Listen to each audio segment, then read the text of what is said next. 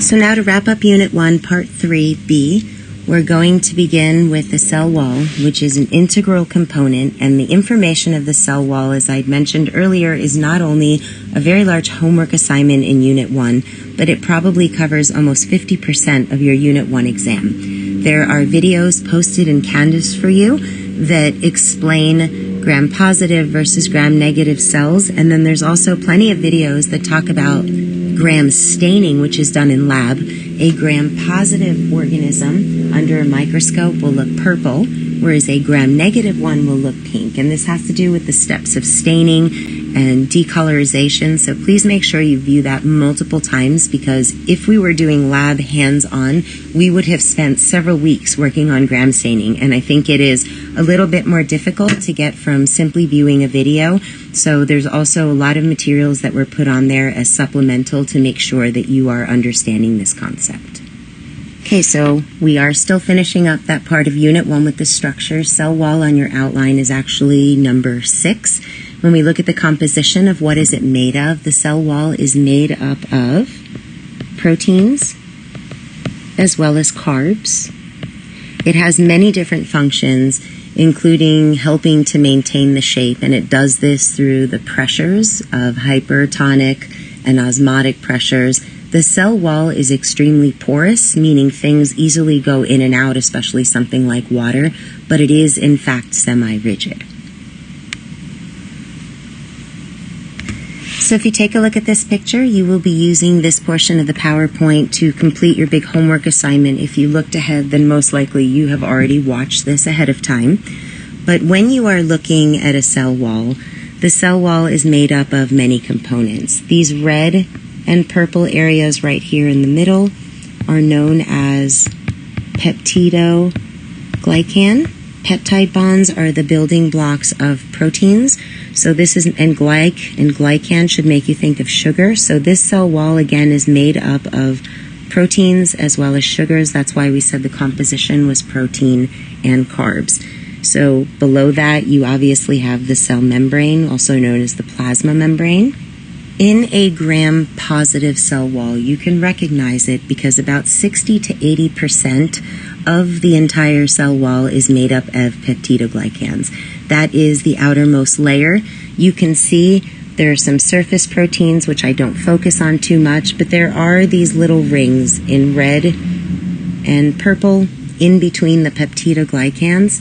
These are known as teichoic acids. And imagine when you are basket weaving or weaving paper as a child, over, under. The teichoic acids hold together this peptidoglycan.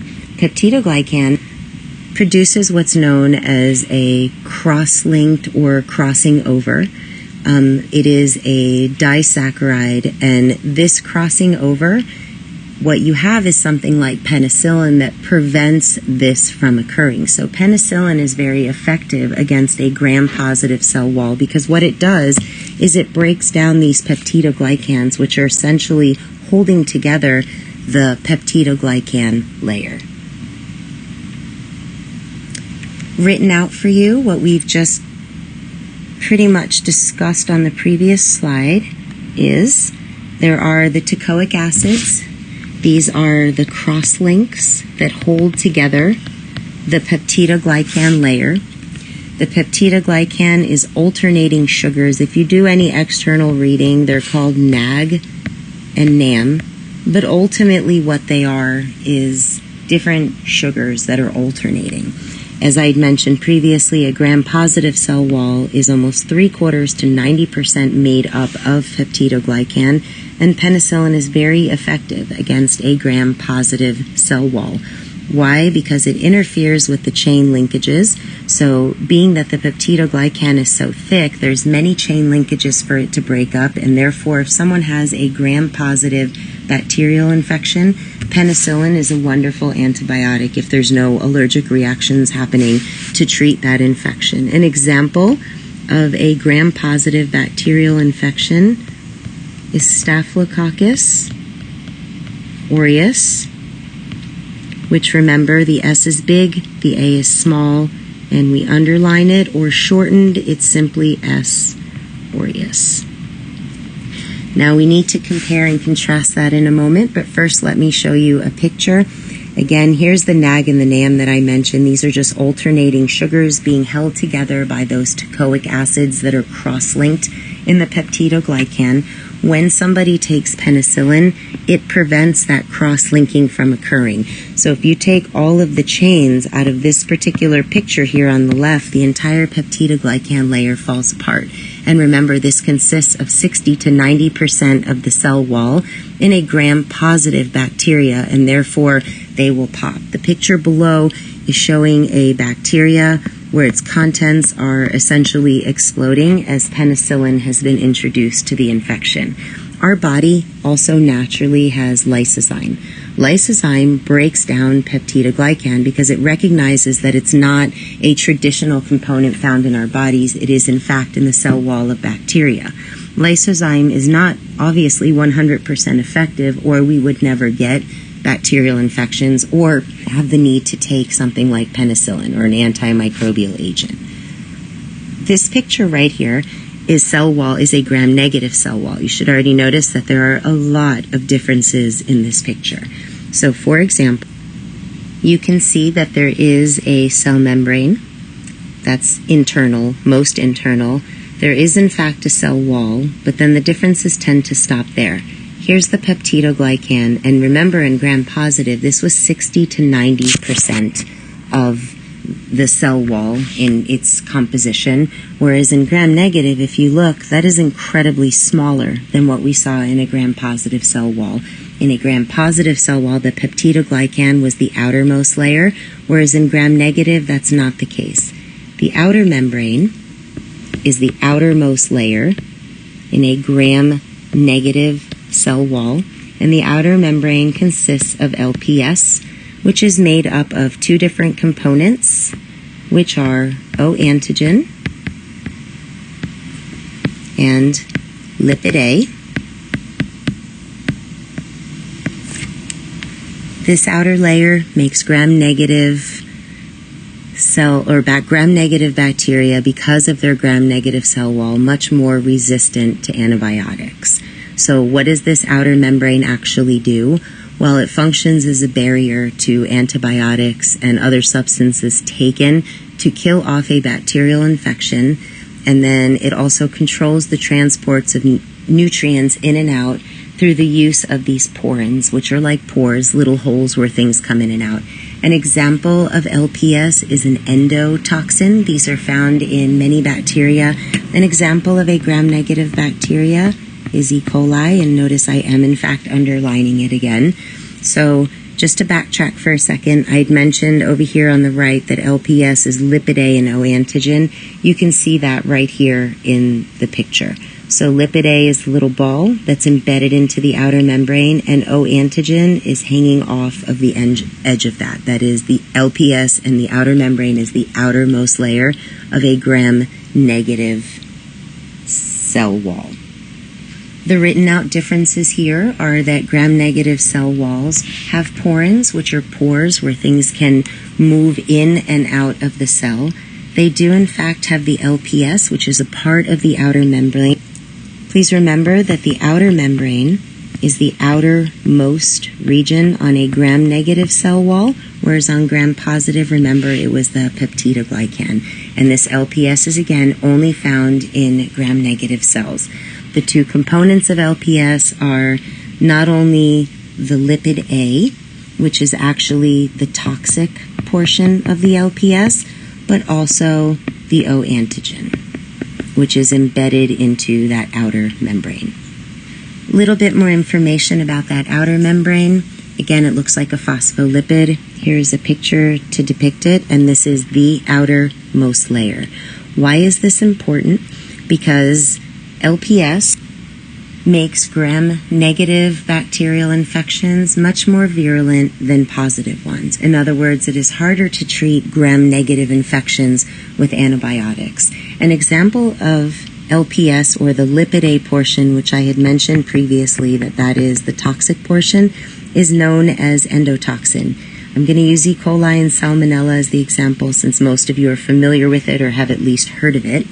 So Endotoxin, when it's released from a bacteria's LPS, causes the host to have a fever and circulatory issues when that toxic endotoxin enters the bloodstream. So if you take a look at this picture right here, what you're looking at is this is the bacteria. And remember, the purple here, as I had labeled it before, I'll do it again just so everybody has it. This is the cell or plasma membrane. Then we have the next layer, which is the peptidoglycan. And for gram-negative, the outermost layer is that outer membrane that contains the LPS. All of these little red dots in the LPS are endotoxin. So once a gram-negative bacteria dies, that endotoxin is released into the bloodstream of the host. Why is that important? Because what it does is it turns on the inflammatory response, or what's called elicits an exaggerated inflammatory response, and causes damage to the host tissue. E. coli and Salmonella are both examples of bacteria that are gram-negative and elicit this exaggerated immune response when the endotoxin is released as it dies off within the host. There are two other types of layers that expect one single question asking a little bit about both of them, but our focus is primarily on the positive and negative cell wall only. So for acid-fast bacteria, it's very similar to a gram-positive cell wall, but the peptidoglycan layer is significantly smaller, not as small as gram-negative, but it is smaller. And acid-fast is recognized because it has an additional lipid layer of mycolic acids. So in the process of gram staining, which is how we stain bacterial cell wall to determine one way or the other if they're positive or negative for identification, when you have an acid-fast bacteria, there is a portion to the staining where you decolorize it with some type of alcohol, and then a certain color either stays or washes away.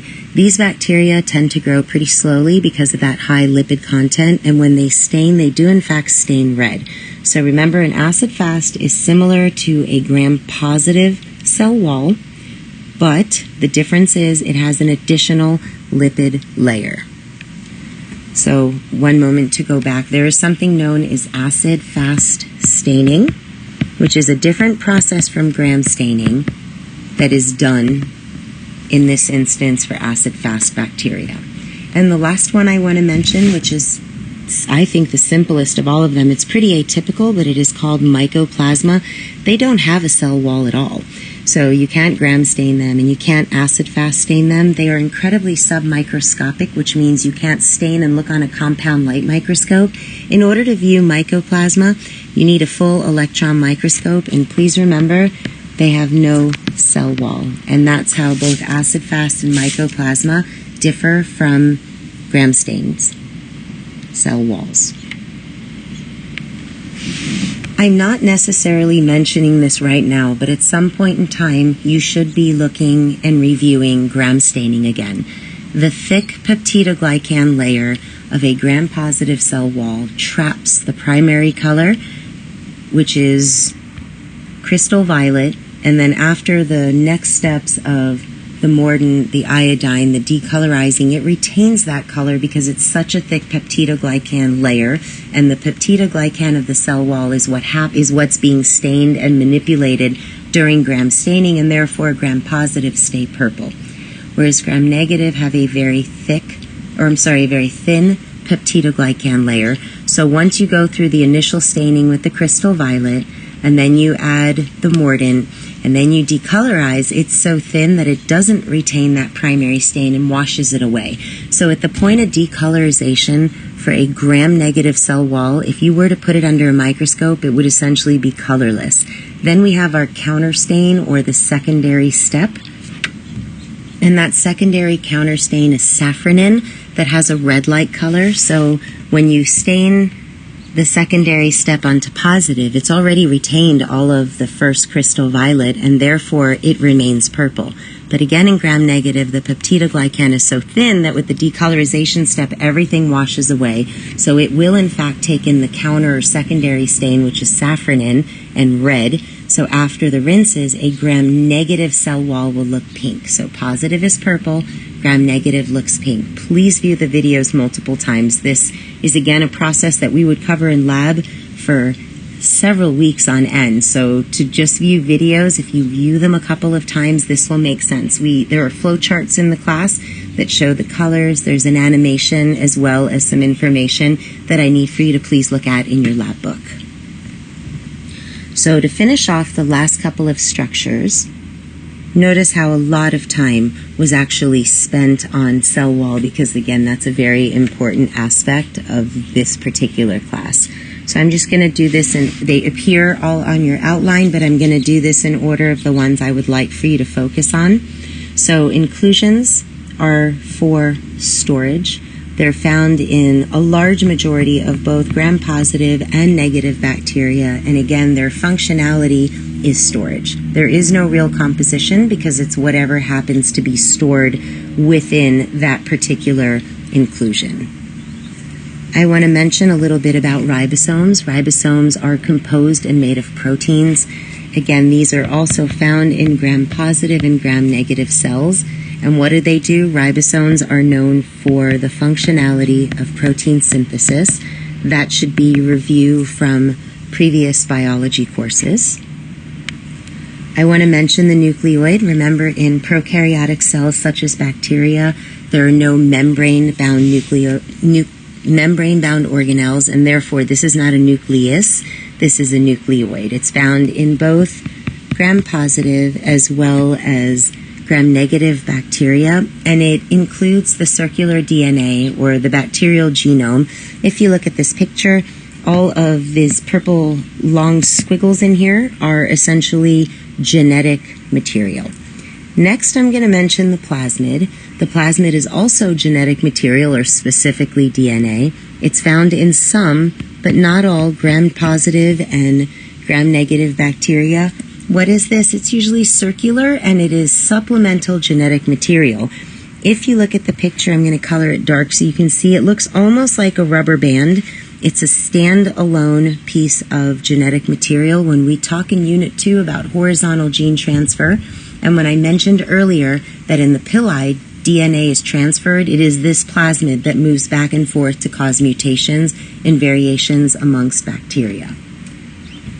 A few little comments about some of the other ones. Cytoplasms, they're found inside all bacteria, positive or negative, and various types of metabolic reactions, both catabolic and anabolic, occur here. So again, this is in both positive as well as negative bacteria.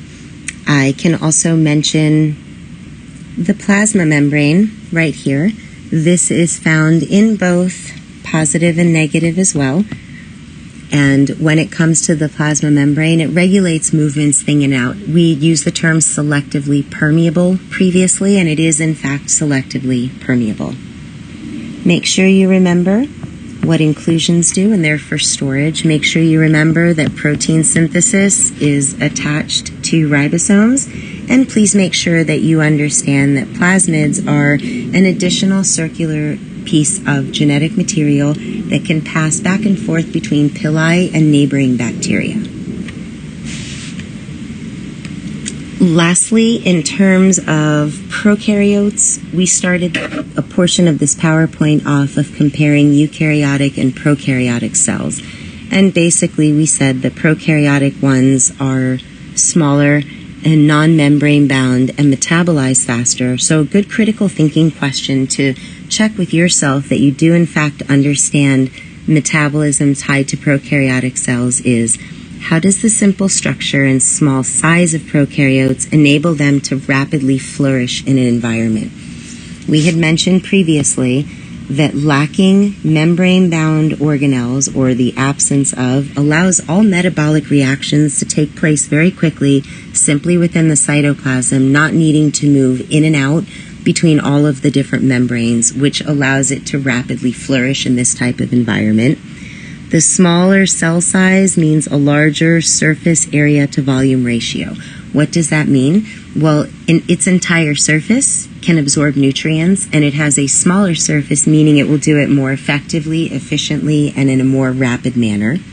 And lastly, when they're small, they have a much less physical distance that they have to travel to pick up their nutrients, and therefore are able to flourish and grab these nutrients in a faster manner, which lets them not only flourish in the environment, but have that increased metabolism.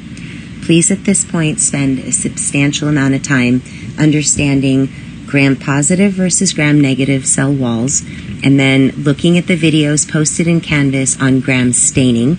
The process explains how you would get a positive and a negative result, or correct or incorrect result, why gram-positive with a thick peptidoglycan would look purple, whereas a gram-negative with a thin peptidoglycan would actually look pink. Putting all of these together is important because a very large portion of Unit 1 is based upon the understanding of gram-positive versus gram-negative cell wall. That's one of the first ways we identify them, and gram staining allows you to look under a microscope and not only know if it's positive or negative, but will give you the arrangement as well as the morphology and the size in general of the bacteria you're trying to identify.